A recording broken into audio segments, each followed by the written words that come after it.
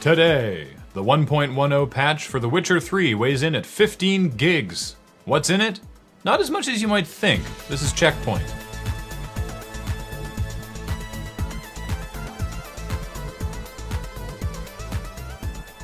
Welcome to CheckPoint, or as I like to call it, Check Butt. Since when do you call it that, and can you stop right now? Fine. I guess that is a dumb name. Butt Point is clearly the better buttmanteau. That's like a portmanteau. No, I get what a buttmanteau is, thanks. For what feels like my entire adult life, the Sonic franchise has been trying to recapture the interest of the youths, and failing miserably with everyone who doesn't want to literally wed and fornicate with a cartoon hedgehog. Which is why they've started focusing on mobile with the Sonic Dash spin-off games. And Sonic Dash 2, Sonic Boom, is even more laser-targeted to the youth demographic with its companion Apple Watch app? What? It's basically just a step tracker that connects with the Apple Health app, and the more you run, the more collectibles you get. You know, for all those kids who have Apple Watches.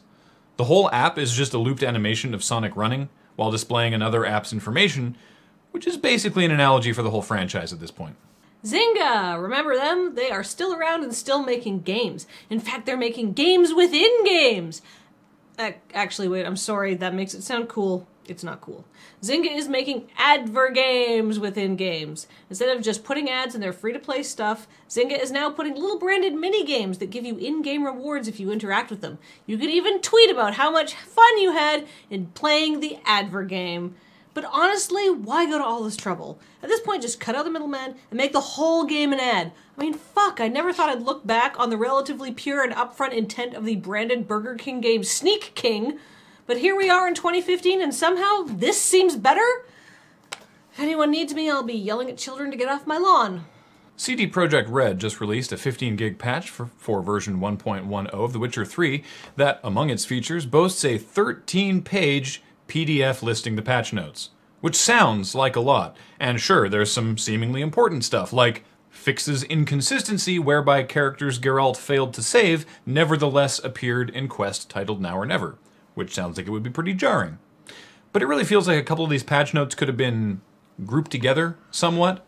For example, there are separate entries for improves game performance during quest titled The Calm Before the Storm, and improves game performance in Sauna Pool during quest titled The Calm Before the Storm. Really, this seems like the patch notes equivalent of double spacing your book report. Ooh, look how many things we've patched. Oh, but it does include this note, not joking, fixes issue whereby Graham would teleport to tower instead of walking, which I'm really happy about because it was starting to get super annoying.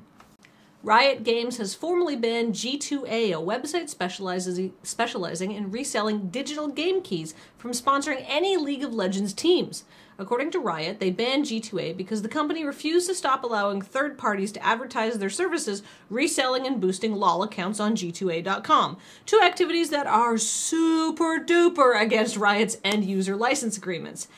However, if you ask G2A, they are no longer allowed to sponsor teams because Riot has, and this is a direct quote, launched an aggressive attack towards the entire global esports community in a failed attempt to dominate and control the industry.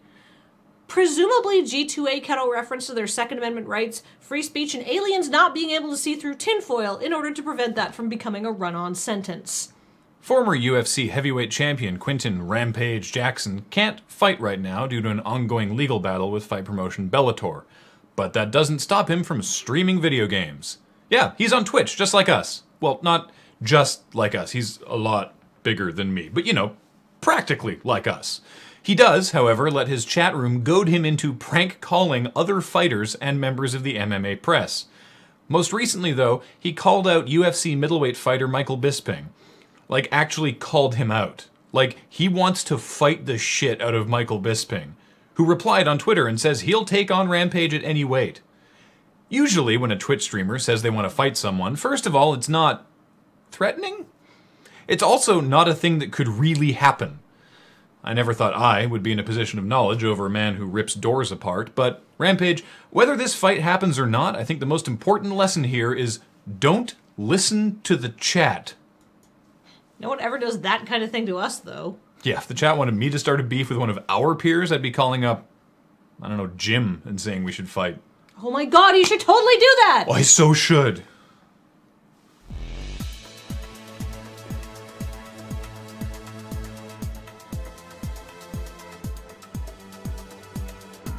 Coming up, Star Citizen will feature the voices of Gary Oldman, Mark Hamill, Andy Serkis, and Gillian Anderson, which is good because those people are talented but not too old. So the chances of any of these people dying before the game comes out are pretty slim. Like if they'd announced Sean Connery or Ian McKellen, I'd be worried. I guess I should have said Jim Sterling. Yeah. Some people in the chat are like, who is Jim?